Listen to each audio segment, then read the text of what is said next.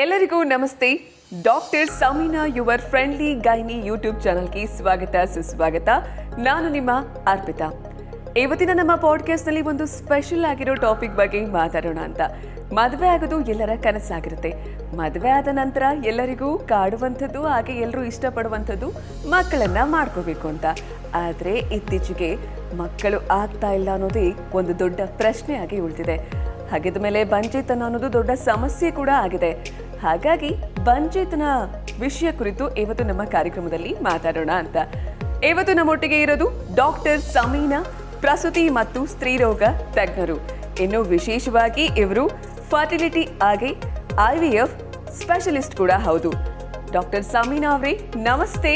ನಮಸ್ತೆ ಅರ್ಪಿತಾ, ಎಲ್ಲರಿಗೂ ನಮಸ್ಕಾರ.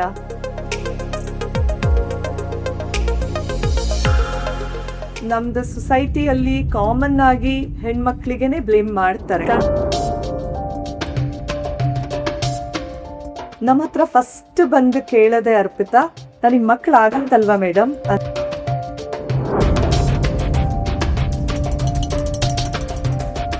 Endometriosis. That's a new disease which is very difficult to treat. ಅದೇನೇ ಹಲವಾರು ಸೆಲೆಬ್ರಿಟೀಸ್ಗಳು ಅದನ್ನೇ ಮಾಡ್ತಾರೆ. ಇತ್ತೀಚಿನ ದಿನಗಳಲ್ಲಿ ಹೆಣ್ಮಕ್ಳಲ್ಲೂ ಕೂಡ lot of smoking, alcohol, illicit drugs, and importantly in males is highest tobacco chewing. Definitely IVF is a boon to society. Okay, doctor Samina ಅವರು ಕಳೆದ 10 ವರ್ಷಗಳಿಂದ ನಿರ್ಮಲಾ ಹಾಸ್ಪಿಟಲ್ನಲ್ಲಿ ಯಶಸ್ವಿಯಾಗಿ ಕಾರ್ಯವನ್ನು ನಿರ್ವಹಿಸ್ತಾ ಇದ್ದಾರೆ. ನಿಮಗೆ ಗೊತ್ತಿರಲಿ, ಸಾಕಷ್ಟು ಜನ ಪೋಷಕರಿಗೆ ಅಂದರೆ ದಂಪತಿಗಳ ಕನಸನ್ನ ನನಸು ಮಾಡುವಲ್ಲಿ ಸಮೀನಾ ಅವರ ಪಾತ್ರ ಬಹಳ ದೊಡ್ಡದು. ಅಂಥವರೊಟ್ಟಿಗೆ ಇವತ್ತು ನಾವು ಮಾತಾಡ್ತಾ ಇರೋದು ತುಂಬ ಖುಷಿ ಪಡೋ ವಿಷಯ ಕೂಡ ಹೌದು. ಸಮೀನಾ ಮ್ಯಾಮ್, ಇವತ್ತಿನ ಕಾರ್ಯಕ್ರಮದಲ್ಲಿ ಸಾಕಷ್ಟು ವಿಷಯಗಳ ಬಗ್ಗೆ ಮಾತುಕತೆಯನ್ನ ನಡೆಸೋಣವಾ? Definitely Arpita. S Samina ma'am, ನಾನು ಕಾರ್ಯಕ್ರಮದಲ್ಲಿ ಮೊದಲಿಗೆ ಹೇಳ್ತಾ ಇದ್ದೆ, ಬಂಜೇತನ ಅನ್ನೋದು ಈಗ ಎಲ್ಲರಲ್ಲೂ ಕಾಡ್ತಾ ಇರುವಂತ ಸಮಸ್ಯೆ ಅಂತ. ಹೀಗಿರುವಾಗ ಬಂಜೇತನ ಅಂದ್ರೆ ಏನು ಮ್ಯಾಮ್? ಅದ್ರ ಬಗ್ಗೆ ಒಂದಿಷ್ಟು ಹೇಳಿ.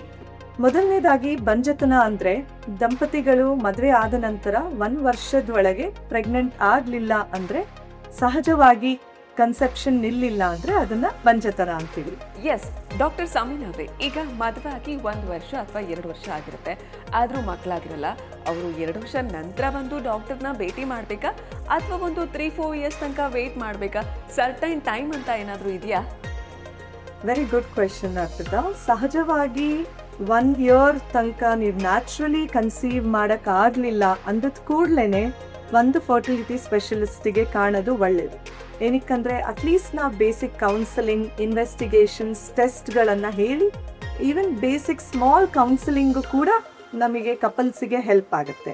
Okay, so immediately 1 year post marriage ನಿಮಗೆ ಪ್ರೆಗ್ನೆನ್ಸಿ ನಿಲ್ತಿಲ್ಲ ಅಂದ್ರೆ ದಯವಿಟ್ಟು ಬಂದು ಫರ್ಟಿಲಿಟಿ ಸ್ಪೆಷಲಿಸ್ಟ್ ಅನ್ನ ಕಾಣಬಹುದು. Never prolong it for 2 years, 3 years or 4 years. Okay, so ಕೇಳಿಸ್ಕೊಳ್ತಾ ಇದ್ರಲ್ಲ, ಮದುವೆಯಾಗಿ 1 ವರ್ಷದ ನಂತರ ನಿಮಗೆ ಇನ್ನೂ ಮಗು ಆಗ್ತಾ ಇಲ್ಲ ಅಂದರೆ ಒಮ್ಮೆ ಡಾಕ್ಟರ್ನ ಭೇಟಿ ಮಾಡೋದು ತುಂಬ ಒಳ್ಳೆಯದು ಅಂತ ಡಾಕ್ಟರ್ ಸಮೀನಾ ಅವ್ರು ಹೇಳ್ತಾ ಇದ್ದಾರೆ. ಹಾಗೆ ಡಾಕ್ಟರ್ ಸಮೀನಾ ಅವರೇ, ಈಗ ಎಲ್ಲರಲ್ಲೂ ಅನ್ಕೊಳ್ತಾರೆ ಬಂಜೇತನಕ್ಕೆ ಮುಖ್ಯವಾಗಿ ಮಹಿಳೆಯರೇ ಕಾರಣ ಅಂತ. ಸೊ ಹೆಣ್ಣು ಮಕ್ಕಳಲ್ಲಿ ಮಕ್ಕಳಾಗದೆ ಇರುವಂಥದ್ದೇ ಹೆಚ್ಚಾಗಿ ಕಾರಣ ಅಂತ ಅನ್ಕೊಳ್ತಾ ಇರ್ತಾರೆ ಆಯ್ತಾ.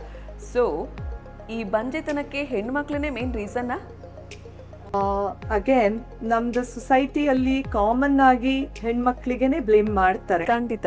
ಎಸ್, ಆಮೇಲೆ ಅವರಿಗೆನೆ ಚೆಕಪ್ಗಳಿಗೂ ಕರ್ಕೊಂಡು ಬರ್ತಾರೆ ತಾಯಂದಿರು, ಅತ್ತಿಯಂದಿರು. ಬಟ್ ಮೇನ್ ರೀಸನ್, ಇವಾಗ ಮೇನ್ ಕಾರಣ ನಾವ್ ನೋಡ್ತಿರೋದು, ಫಿಮೇಲ್ ಇನ್ಫರ್ಟಿಲಿಟಿ ಎಷ್ಟಿದೆಯೋ ಮೇಲ್ ಇನ್ಫರ್ಟಿಲಿಟಿ ಕೂಡ ಅಷ್ಟೇ ಇದೆ. ಸೊ ಫಿಮೇಲ್ ಇನ್ಫರ್ಟಿಲಿಟಿ 30-40% ಇದ್ರೆ ಮೇಲ್ ಇನ್ಫರ್ಟಿಲಿಟಿ ಕೂಡ 30-40% ಇದೆ. ಸೊ ಇಬ್ಬರಿಗೂ ಚೆಕಪ್ ನೆಸೆಸರಿ. ಹಾಗಿದ್ರೆ ಈ ಹೆಲ್ತಿ ಲೈಫ್ ಸ್ಟೈಲ್ ಅಥವಾ ಹೆಲ್ತಿ ಫುಡ್ ಅನ್ನೋದು ನಮ್ಮ ದಂಪತಿಗಳಿಗೆ ಮಕ್ಕಳಾಗ್ಲಿಕ್ಕೆ ಎಷ್ಟು ಅನುಕೂಲಕಾರಿಯಾಗಿದೆ? ಲೈಫ್ ಸ್ಟೈಲ್ ಚೇಂಜಸ್ ತುಂಬಾನೇ ಹೆಲ್ಪ್ ಆಗತ್ತೆ. ಓಕೆ, ನಾನು ನನ್ನ ಪೇಷಂಟ್ಸ್ ಅಲ್ಲಿ ಮೊದಲನೇದಾಗಿ ಹೇಳೋದು ಲೈಫ್ ಸ್ಟೈಲ್ ಚೇಂಜಸ್. ಗಂಡಸರಲ್ಲಿ ಹೆಂಗಸರಲ್ಲಿ. So first is nutrition. Nutrition ಕೂಡ ತುಂಬಾ important, because antioxidant rich diet ತಗೊಳ್ಬೇಕು. ಅಂದ್ರೆ ಹಣ್ಣು, ಸೊಪ್ಪು, ತರಕಾರಿ ಈ ತರದ ಡಯಟ್. ಆಮೇಲೆ ಅದ್ರ ತಕ್ಕಂಗೆ ನಾವು ಎಕ್ಸಸೈಸ್ ಕೂಡ ಮಾಡಬೇಕು. ಯೋಗಾಸನಗಳು ಮಾಡ್ಬೋದು, ವಾಕಿಂಗ್ ಮಾಡ್ಬೋದು. ನಿಮ್ಮ ವೇಟ್ ಅನ್ನು ನೀವು BMI ಒಳಗೆ ಇಟ್ಕೊಳ್ಬೇಕು. ಇದರಿಂದ ನಿಮಗೆ ಹೆಲ್ದಿ ಎಗ್ಸ್ ರಿಲೀಸ್ ಆಗುತ್ತೆ. ಗಂಡಸರಲ್ಲೂ ವೀರ್ಯಾಣು ಕೌಂಟ್ ಅಥವಾ ಕ್ವಾಲಿಟಿ, ಮೊಟಿಲಿಟಿ ಎಲ್ಲದೂ ಇಂಪ್ರೂವ್ಮೆಂಟ್ಸ್ ನ ನೋಡಿದೀವಿ. ಎಸ್ ಡಾಕ್ಟರ್ ಸಮೀನಾ ಅವರೇ, ಬಂಜೆತನ ಅಂದರೆ ಎಲ್ಲರೂ ಭಯ ಪಡುವಂಥ ಒಂದು ಪದ ಆಯಿತಾ. ಹೀಗಿರುವಾಗ ಬಂಜೆತನ ಅಂದರೆ ಅವರಿಗೆ ಮಕ್ಕಳೇ ಆಗೋದಿಲ್ಲ ಅನ್ನೋ ಒಂದು ಸೆಂಟೆನ್ಸ್ ಅಂದರೆ ಎಲ್ಲರೂ ಕೂಡ ನಂಬ್ತಾರೆ. ಆ ಒಂದು ನಂಬಿಕೆ, ಮೂಢನಂಬಿಕೆ ಕೂಡ ಇದೆ. ಹಾಗಿದ್ರೆ ಬಂಜೆತನ ಇರೋರಿಗೆ ಮಕ್ಕಳಾಗಲ್ವಾ? ನಮ್ಮ ಹತ್ರ ಫಸ್ಟ್ ಬಂದು ಕೇಳದೆ ಅರ್ಪಿತಾ, ನನಗೆ ಮಕ್ಳು ಆಗಂತಲ್ವಾ ಮೇಡಮ್ ಅಂತಾನೆ ಕೇಳ್ತಾರೆ. ಸೊ ನಾನು ಎಲ್ಲರಿಗೂ ಹೇಳೋದು, ಬಂಜತನದಲ್ಲಿ ಫಸ್ಟೇ ಅವರಿಗೆ ನಾವು ಬ್ಲೇಮ್ ಮಾಡೋದು ನಿಮಗೆ ಮಕ್ಕಳಾಗಲ್ಲ ಅನ್ನೋದು ತಪ್ಪು. There are very small problems which can be fixed with counselling.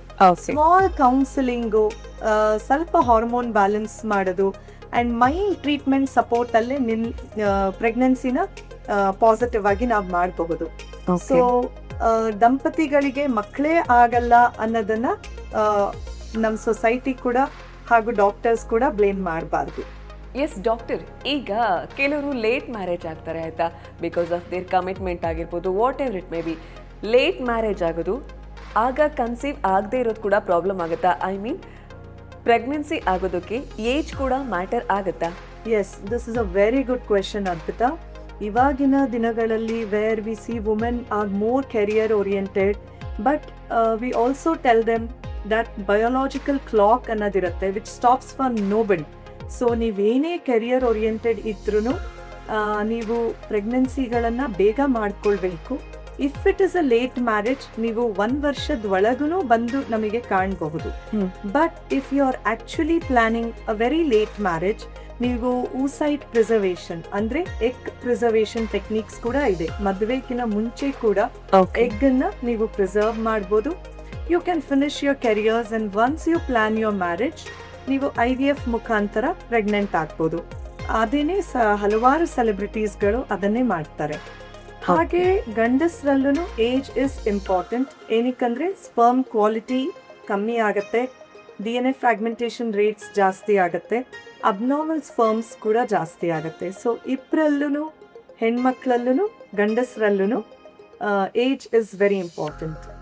Okay, ಕೇಳ್ತಾ ಇದ್ದೀರಲ್ಲ, ಈ ಒಂದು ದಂಪತಿಗಳು ಅಥವಾ ಪ್ರೆಗ್ನೆಂಟ್ ಆಗಬೇಕು, ಹೆಣ್ಮಗಳು ಪ್ರೆಗ್ನೆಂಟ್ ಆಗಬೇಕು ಅಂದರೆ ಈ ಒಂದು ಏಜ್ ಅನ್ನೋದು ತುಂಬ ಮುಖ್ಯ ಆಗುತ್ತೆ ಅಂತ ಹೇಳ್ತಿದ್ದಾರೆ. ಡಾಕ್ಟರ್, ಒನ್ ಮೋರ್ ಕ್ವಶನ್ ಏನಪ್ಪ ಅಂತಂದರೆ, ಈಗ ಮದುವೆ ಆಗಿರುವಂತಹ ದಂಪತಿಗಳಲ್ಲಿ ಗಂಡ ಬಹುಶಃ ತುಂಬ ದಪ್ಪ ಇರ್ಬೋದು, ಅಥವಾ ಹೆಂಡತಿ ತುಂಬ ದಪ್ಪ ಇರ್ಬೋದು, ಇಲ್ಲಾಂದರೆ ಹೆಂಡತಿ ತುಂಬ ಸಣ್ಣ ಇರ್ಬೋದು.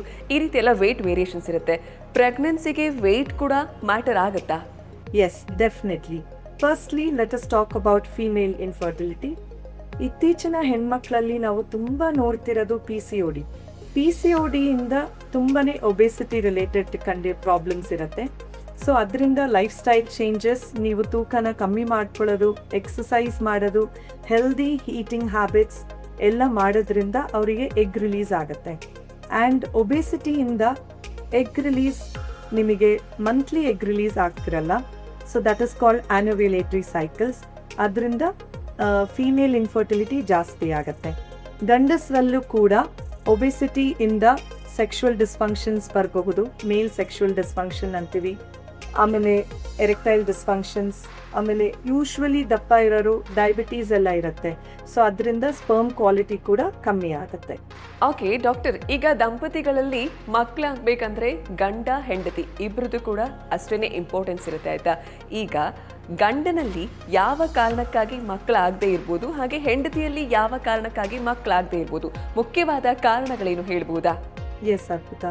So the causes of female infertility, ಇತ್ತೀಚಿನ ದಿನಗಳಲ್ಲಿ ನಮ್ಮ OPDಯಲ್ಲಿ ಕಾಡ್ತಿರೋದೇ PCOD ಸಮಸ್ಯೆಗಳು. ಸೊ PCOD ನ್ಯೂವರ್ ಟರ್ಮ್ ಕೂಡ ಕೊಟ್ಟಿದ್ದಾರೆ ಅದಕ್ಕೆ, ದಟ್ ಇಸ್ PMOS ಅಂತ. PCOD ಸಮಸ್ಯೆ ತುಂಬ ಇದೆ. PCOD ಅಂದ್ರೆ ಏನು? PCOD ಅಂದ್ರೆ ನಮ್ಮಲ್ಲಿ ಎಗ್ ರಿಲೀಸ್ ಆಗ್ತಿರಲ್ಲ, ಹೆಣ್ಮಕ್ಳಲ್ಲಿ ಮಂತ್ಲಿ ಒನ್ಸ್ ಎಗ್ ರಿಲೀಸ್ ಆಗಬೇಕು. That's called ovulation. So anovulatory cycles ಇರುತ್ತೆ. ಆಮೇಲೆ ಅದ್ರ ಜೊತೆ ಹಲವಾರು ಮೆಟಬಾಲಿಕ್ ಪ್ರಾಬ್ಲಮ್ಸ್ ಇರುತ್ತೆ ಅವರಲ್ಲಿ. ದಟ್ ಈಸ್ ಆಂಡ್ರೋಜನ್ಸ್ ಜಾಸ್ತಿ ಇರುತ್ತೆ, ಆಮೇಲೆ ಹೈಪರ್ ಇನ್ಸುಲಿನಿಮಿಯಾ ಇರುತ್ತೆ, ಇನ್ಸುಲಿನ್ ಲೆವೆಲ್ಸ್ ಜಾಸ್ತಿ ಇರುತ್ತೆ. ಸೊ ಇದೆಲ್ಲ ಮೆಟಬಾಲಿಕ್ ಪ್ರಾಬ್ಲಮ್ಸಿಂದ ಅವರಿಗೆ ಫರ್ಟಿಲಿಟಿ ಇಶ್ಯೂಸ್ ಆಗುತ್ತೆ. ಸೊ ಸೆಕೆಂಡ್ ಇಸ್ ನಾವು ನೋಡ್ತಿರೋದು endometriosis. That's a new disease which is very difficult to treat, wherein ಓವೆರೀಸಲ್ಲಿ ಎಂಡೋಮೆಟ್ರಿಯಾಟಿಕ್ ಸಿಸ್ಟ್ ಅನ್ನೋದಿರುತ್ತೆ. ಎಂಟೈರ್ಡ್ ಓವರಿನ it is filled with cyst, wherein healthy eggs ತುಂಬ ಕಮ್ಮಿ ಆಗಿಬಿಡತ್ತೆ. And second it could be tubal blocks ಅಥವಾ ಗರ್ಭಕೋಶಕ್ಕೆ ಸಂಬಂಧಪಟ್ಟಿರುವಂತೆ ಫೈಬ್ರಾಯ್ಡ್ಸ್ ಇರಬಹುದು ಅಥವಾ ದುರ್ಮಾಂಸ ಬೆಳೆದಿರಬಹುದು. ಈ ಥರ ಹಲವಾರು ಕಾರಣಗಳಿದೆ. And lastly substance abuse. ಇತ್ತೀಚಿನ ದಿನಗಳಲ್ಲಿ ಹೆಣ್ಮಕ್ಳಲ್ಲೂ ಕೂಡ lot of smoking, alcohol, illicit drugs ಎಲ್ಲದೂ ಇದೆ. ಸೊ ಇದೆಲ್ಲದರಿಂದ ಫೀಮೇಲ್ಸಲ್ಲಿ ಕೂಡ ಇನ್ಫರ್ಟಿಲಿಟಿ ಇಶ್ಯೂಸ್ ಆಗುತ್ತೆ. ಹೆಂಗಸರಲ್ಲಿ ಯಾವ ಕಾರಣಕ್ಕಾಗಿ ಮಕ್ಕಳು ಆಗದೆ ಇರಬಹುದು, ಮುಖ್ಯವಾದ ಕಾರಣ ಏನು ಅಂತ ಕೇಳಿದ್ವಿ. ಹಾಗೆ ಈಗ ಗಂಡಸರಲ್ಲಿ ಯಾವ ಮುಖ್ಯ ಕಾರಣ ಇರಬಹುದು ಮಕ್ಕಳಾಗದೆ ಇರೋದಕ್ಕೆ ಅಂತ ಹೇಳ್ಬೋದಾ ಡಾಕ್ಟರ್? ಎಸ್, ಗಂಡಸರಲ್ಲಿ ಮೇಲ್ ಇನ್ಫರ್ಟಿಲಿಟಿಗೆ ಕಾರಣ ಆಗ್ತಿರೋದು ಮೇಲ್ ಸೆಕ್ಷುವಲ್ ಡಿಸ್ಫಂಕ್ಷನ್ಸ್ ಅಂತೀವಿ. ಅದರಲ್ಲಿ ಪ್ರಿಮೆಚೂರ್ ಇಜಾಕ್ಯುಲೇಷನ್ ಇರ್ಬೋದು, ಎರೆಕ್ಟೈಲ್ ಡಿಸ್ಫಂಕ್ಷನ್ ಇರಬಹುದು, ಅಥವಾ ವ್ಯಾರಿಕೋಸೀಲ್ ಅಂತ ಹೇಳ್ತೀವಿ, ಅದು ಸ್ಕ್ಯಾನಿಂಗಲ್ಲಿ ಗೊತ್ತಾಗತ್ತೆ. ಅದರ ಜೊತೆ ಚೈಲ್ಡ್ಹುಡ್ಡಲ್ಲಿ ಏನಾದರೂ ಅವರಿಗೆ ಇನ್ಫೆಕ್ಷನ್ಸ್, ಮಮ್ಸ್ ಆ ಥರ ಆಗಿದ್ರಲ್ಲೂ ಸ್ಪರ್ಮ್ ಪ್ರೊಡಕ್ಷನ್ನೇ ಕಮ್ಮಿ ಇರುತ್ತೆ. ಆ್ಯಂಡ್ ಅವ್ರದ್ರಲ್ಲೂ ಹಾರ್ಮೋನ್ ಕೊರತೆಯಿಂದ there can be low sperm count. And importantly in males is highest tobacco chewing, smoking, alcohol and again drugs. So it is too much in the current generation. So I request all the male population that ಗೊತ್ತಿಲ್ಲದ ಥರ ಅವರಿಗೆ ಮೇಲ್ infertility problem ತುಂಬ ಆಗ್ತಿದೆ substance ಅಬ್ಯೂಸಿಂದ. ಅದರಿಂದ healthy life ಸ್ಟೈಲನ್ನು ಅಳವಡಿಸ್ಕೊಳ್ಳೇಬೇಕು. Okay, yes. So ಕೇಳಿಸ್ಕೊಳ್ತಾ ಇದ್ದೀರಲ್ಲ, ಮೆನ್ನಲ್ಲಾಗಿರ್ಬೋದು ಅಥವಾ ವುಮೆನ್ನಲ್ಲಾಗಿರ್ಬೋದು ಫರ್ಟಿಲಿಟಿ ಪ್ರಾಬ್ಲಮ್ ಆದರೆ ಏನು ಮುಖ್ಯವಾದ ಕಾರಣಗಳು ಅಂತ ಹೇಳಿ ಡಾಕ್ಟರ್ ಸಮೀನಾ ಅವರು ತುಂಬ ಚೆನ್ನಾಗಿ ಎಕ್ಸ್ಪ್ಲೈನ್ ಮಾಡ್ತಾ ಇದ್ರು. ಡಾಕ್ಟರ್, ಈಗೇನಪ್ಪ ಅಂದರೆ ಈ ಒಂದು ಓಡ್ತಾ ಇರುವಂತಹ ಪ್ರಪಂಚದಲ್ಲಿ ಎಲ್ಲರೂ ಕೂಡ ಓಡಲಿಕ್ಕೆ ಇಷ್ಟಪಡ್ತಾರೆ. ಅದರಲ್ಲಿ ಈಗ ದಂಪತಿಗಳು ಇಬ್ಬರು ಕೂಡ ಕೆಲಸಕ್ಕೆ ಹೋಗ್ತಾ ಇದ್ದಾರೆ ಅನ್ನೋ ಸಂಖ್ಯೆನೇ ಹೆಚ್ಚಾಗಿದೆ. ಇನ್ನು ಇಬ್ಬರಿಗೂ ಅವರದೇ ಆದಂತಹ ಒತ್ತಡಗಳು ಇರುವಂಥದ್ದು. ಈ ಒತ್ತಡ ಅಥವಾ ಸ್ಟ್ರೆಸ್ ಅನ್ನೋದು ಮಕ್ಕಳು ಆಗದೆ ಇರೋದಕ್ಕೆ ಕಾರಣ ಆಗಬಹುದಾ? ತುಂಬ. ನಮ್ಮಲ್ಲಿ ಎಲ್ಲರೂ ಬಂದು ಹೇಳೋದು, ಮೇಡಮ್ ನನಗೆ ಸ್ಟ್ರೆಸ್. ಗಂಡಸರು ಅಷ್ಟೇ, ಹೆಣ್ಮಕ್ಳು ಅಷ್ಟೇ. So stress is very important and very much there in everybody's house nowadays. So stress ಮ್ಯಾನೇಜ್ಮೆಂಟ್ನ ನಾವು ಕಪಲ್ಸಿಗೆ ಹೇಳ್ಕೊಡ್ತೀವಿ. And they have to manage stress because ಸಹಜವಾಗಿ ವಾರದಲ್ಲಿ ಏನು ಇಂಟರ್ಕೋರ್ಸ್ ಮಾಡಬೇಕು ಆ ಕಾಯ್ಟಲ್ ಅಡಿಕ್ವಸಿಗಳು ತುಂಬಾ ಕಮ್ಮಿ ಆಗಿಬಿಟ್ಟಿದೆ. So that is one of the major reasons. And stress indirectly ನಿಮಗೆ ಕಾರ್ಟಿಸಾಲ್ ಲೆವೆಲ್ಸ್ ಹೈ ಮಾಡುತ್ತೆ. Then it might affect your insulin levels, metabolism, and then in oxidative stress ಆಗುತ್ತೆ ಸೆಲ್ ಲೆವೆಲಲ್ಲಿ. And hence it can affect the quality of the egg and quality of the sperm. Okay, so ಕೇಳಿಸ್ಕೊಳ್ತಾ ಇದ್ರಲ್ಲ ಏನೆಲ್ಲ ಕಾರಣಕ್ಕಾಗಿ especially ಈ stress ಅಥವಾ ಒತ್ತಡ ಅನ್ನೋದು ಮಕ್ಕಳು ಆಗದೆ ಇರೋದಕ್ಕೆ ಕೂಡ ಒನ್ ಆಫ್ ದ ರೀಸನ್ ಆಗ್ಬೋದು ಅಂತ. ಡಾಕ್ಟರ್, ಒನ್ ಮೋರ್ ಕ್ವಶನ್ ಏನಪ್ಪ ಅಂದರೆ, ಹೆಣ್ಮಕ್ಳಲ್ಲಿ ಕೆಲವರಲ್ಲಿ ಇರ್ರೆಗ್ಯುಲರ್ ಪೀರಿಯಡ್ಸ್ ಅನ್ನೋದು ತುಂಬ ಕಾಡ್ತಾ ಇರುತ್ತೆ ಆಯಿತಾ. ಸೊ ಈ ಇರ್ರೆಗ್ಯುಲರ್ ಪೀರಿಯಡ್ಸ್ ಮಕ್ಕಳು ಆಗದೆ ಇರೋದಕ್ಕೆ ಕೂಡ ಒಂದು ರೀಸನ್ ಆಗಬಹುದಾ? Yes, not always, but majority of the problems, hormonal imbalances ಅಲ್ಲಿ ಹೆಣ್ಮಕ್ಳಿಗೆ ಇರ್ರೆಗ್ಯುಲರ್ ಪೀರಿಯಡ್ಸ್ ಇರುತ್ತೆ. ಸೊ ಇರ್ರೆಗ್ಯುಲರ್ ಪೀರಿಯಡ್ಸ್ ಇದ್ದಾಗ ಅಡಾಲಸೆನ್ಸ್ ಎಂದರೆ ಅಂದರೆ PUC ಹುಡುಗಿರಲ್ಲಿ ಅಥವಾ ನಿಮಗೆ ಡಿಗ್ರಿ ನೀವು ಓದ್ತಿರ್ಬೇಕಾದ್ರೇ ಇರ್ರೆಗ್ಯುಲರ್ ಸೈಕಲ್ಸ್ ಇದ್ದಾಗ ಒಂದು ಗೈನಕಾಲಜಿಸ್ಟ್ ಅಥವಾ ಫರ್ಟಿಲಿಟಿ ಸ್ಪೆಷಲಿಸ್ಟ್ ಸಲಹೆಯನ್ನು ತಗೊಳ್ಳೇಬೇಕು. ಡಾಕ್ಟರ್ ಸಮೀನಾ ಅವರೇ, ಈಗ ದಂಪತಿಗಳಲ್ಲಿ ಮದುವೆ ಆಗಿ ಎಷ್ಟು ವರ್ಷ ಆದರೂ ಕೂಡ ಮಕ್ಕಳಾಗ್ತಾ ಇರೋಲ್ಲ. ಹಾಗಿದ್ರೆ ಇವರು ಈ ಒಂದು ಟ್ರೀಟ್ಮೆಂಟ್ ಅಥವಾ IVF ಟ್ರೀಟ್ಮೆಂಟ್ ಅನ್ನೋದು ಯಾವಾಗ ತಗೋಬೇಕಾಗತ್ತೆ? ಎಸ್, ಎಲ್ಲ ಪೇಷಂಟ್ಸಿಗೂ ನಾವು IVFಗೆ ಸಬ್ಜೆಕ್ಟ್ ಮಾಡಲ್ಲ. ಫಸ್ಟ್ಲಿ ಎಲ್ಲ ದಂಪತಿಗಳು ನೀವು 1 year ಆಯಿತು, 2 years ಆಯಿತು, ನಿಮಗೆ ಮಕ್ಕಳಾಗ್ತಿಲ್ಲ ಅಂದ ಕೂಡಲೇ ಒಂದು ಫರ್ಟಿಲಿಟಿ ಸ್ಪೆಷಲಿಸ್ಟನ್ನು ಕಾಣಬೇಕು. ಸೊ ಬೇಸಿಕ್ ಟ್ರೀಟ್ಮೆಂಟ್ಸ್, ಹಲವಾರು ಬೇಸಿಕ್ ಟ್ರೀಟ್ಮೆಂಟ್ಸ್ ಇದೆ. ಬೇಸಿಕ್ ಕೌನ್ಸಿಲಿಂಗಲ್ಲೂ ಕೂಡ ದಂಪತಿಗಳಿಗೆ ಮಕ್ಕಳಾಗುತ್ತೆ. And then we start with basic small ovulation induction treatments ಅಂತ IUI ಪ್ರೊಸೀಜರ್ಸ್, ಸ್ಮಾಲರ್ ಟ್ರೀಟ್ಮೆಂಟ್ಸ್ ಇಂದ ಹೋಗಿ ಲಾಸ್ಟಲ್ಲಿ if they have a tubal block, unexplained infertility and we try all our treatments and success rate ಇಲ್ಲ ಅಂತ ಇದ್ದರೆ ಮಾತ್ರ we advise IVF treatments. Yes doctor, ಈಗ IVF ಮಾಡಿಸೋದ್ರಿಂದ 100% ಮಕ್ಕಳಾಗತ್ತಾ? ಪರ್ಸೆಂಟೇಜ್ ಎಷ್ಟಿದೆ? Yes, definitely IVF is a boon to society. IVF ಇಂದ ಶೇಕಡ 50 to 60% ಅಷ್ಟು ಸಕ್ಸಸ್ ರೇಟ್ಸ್ ಇದೆ. But there are many factors which are there for the success of IVF, like quality of the egg, quality of the sperm, ಆಮೇಲೆ ನಿಮ್ಮದು ಭ್ರೂಣ embryo quality, ಆಮೇಲೆ ಗರ್ಭಕೋಶದ್ದು implantation rates. ಇದೆಲ್ಲದ್ರ ಜೊತೆ age of the couple also matters in the success rate of IVF. Yes doctor, ಈಗ ಸಾಕಷ್ಟು ದಂಪತಿಗಳು ತಮ್ಮ ಭರವಸೆನೇ ಕಳ್ಕೊಳ್ತಾ ಇದ್ದಾರೆ. ತುಂಬಾ ಇಷ್ಟಪಟ್ಟು ಮದುವೆ ಆಗಿರ್ತಾರೆ, ಆದರೆ ಮಕ್ಕಳಾಗಿರೋಲ್ಲ, ಮಕ್ಕಳ ಕನಸನ್ನ ಕಾಣ್ತಾ ಇರ್ತಾರೆ. ಹೀಗೆಲ್ಲ ಇರುವಾಗ ಆ ಒಂದು ದಂಪತಿಗಳಿಗೆ, ಮಕ್ಕಳು ಆಗದಲೇ ಮಕ್ಕಳ ಹಂಬಲವನ್ನ ಬಯಸ್ತಾ ಇರುವಂತಹ ದಂಪತಿಗಳಿಗೆ ನಿಮ್ಮ ಸಲಹೆ ಏನು ಮೇಡಮ್? ಸೊ ಭರವಸೆಯನ್ನ ಕಳ್ಕೊಳ್ಬೇಡಿ, ಹಾಗಂತ ಟೈಮ್ ವೇಸ್ಟ್ ಕೂಡ ಮಾಡಬೇಡಿ. 1 year ಅಲ್ಲಿ ಸಹಜವಾಗಿ ನಿಮಗೆ ಬೇಬಿ ನಿಂತಿಲ್ಲ ಅಂದರೆ kindly come and seek fertility specialist help. So ನಿಮಗೆ ಒಳ್ಳೆ ಕೌನ್ಸಿಲಿಂಗಲ್ಲಿ ಸಿಂಪ್ಲರ್ ಟ್ರೀಟ್ಮೆಂಟ್ಸಲ್ಲೇ ಬೇಬಿ ಆಗತ್ತೆ, ಅದನ್ನು ಭರವಸೆ ಇರಲೇಬೇಕು. Hope dies last. ಓಕೆ, ಎಲ್ಲ ದಂಪತಿಗಳು ಮಕ್ಕಳನ್ನ ಮಾಡ್ಕೋಬಹುದು. ಭರವಸೆನ ಕಳ್ಕೋಬೇಡಿ. ನಿಮ್ಮ ಹತ್ತಿರದಲ್ಲಿರುವಂತಹ ಫರ್ಟಿಲಿಟಿ ಸ್ಪೆಷಲಿಸ್ಟ್ ಹತ್ರ ಒಮ್ಮೆ ಭೇಟಿ ನೀಡಿ. ಎಸ್ಪೆಷಲಿ ನಮ್ಮ ಮ್ಯಾಮ್ ಕೂಡ ಹೇಳ್ತಾ ಇದ್ರು, ಸಮೀನಾ ಮ್ಯಾಮ್ ತುಂಬ ಚೆನ್ನಾಗಿ ಅವರ ಒಂದು 10-11 ವರ್ಷದ ಎಕ್ಸ್ಪೀರಿಯನ್ಸಲ್ಲಿ ಸಾಕಷ್ಟು ಜನ ದಂಪತಿಗಳಿಗೆ ಮಕ್ಕಳನ್ನ ನೀಡಿದ್ದಾರೆ, ಭರವಸೆಯ ಬೆಳಕಾಗಿದ್ದಾರೆ. ಹಾಗಿದ್ಮೇಲೆ ಮಕ್ಕಳಾಗಿಲ್ವಲ್ಲ ಅಂತ ಹೇಳಿ ಚಿಂತೆಯನ್ನ ಮಾಡಬೇಡಿ. ಒಮ್ಮೆ ಆದರೂ ವೈದ್ಯರನ್ನ ಭೇಟಿ ನೀಡಿ, ಅದರಲ್ಲೂ ಸಮೀನಾ ಡಾಕ್ಟರ್ ಅಂತಹ ಸ್ಪೆಷಲಿಸ್ಟ್ ಡಾಕ್ಟರ್ನ ಒಮ್ಮೆ ಭೇಟಿ ನೀಡಿ. ಇದೇ ರೀತಿ ಪ್ರಸೂತಿ ಮತ್ತು ಸ್ತ್ರೀ ರೋಗ ವಿಷಯಗಳಿಗಾಗಿ doctor Samina your friendly gynae YouTube ಚಾನಲ್ನ ಫಾಲೋ ಮಾಡಿ. ಹಾಗೆ ಈ ವಿಷಯ ಹೇಗನಿಸ್ತು ಇದ್ರ ಬಗ್ಗೆ ಕಮೆಂಟ್ ಮಾಡಿ, ಶೇರ್ ಮಾಡಿ, ಹಾಗೆ ಫಾಲೋ ಮಾಡಿ. ಇನ್ನಷ್ಟು ಮಾಹಿತಿ ಜೊತೆ ನಾವು ಮತ್ತೆ ಭೇಟಿಯಾಗ್ತೀವಿ. ಧನ್ಯವಾದಗಳು. ನಾನು ಅರ್ಪಿತಾ.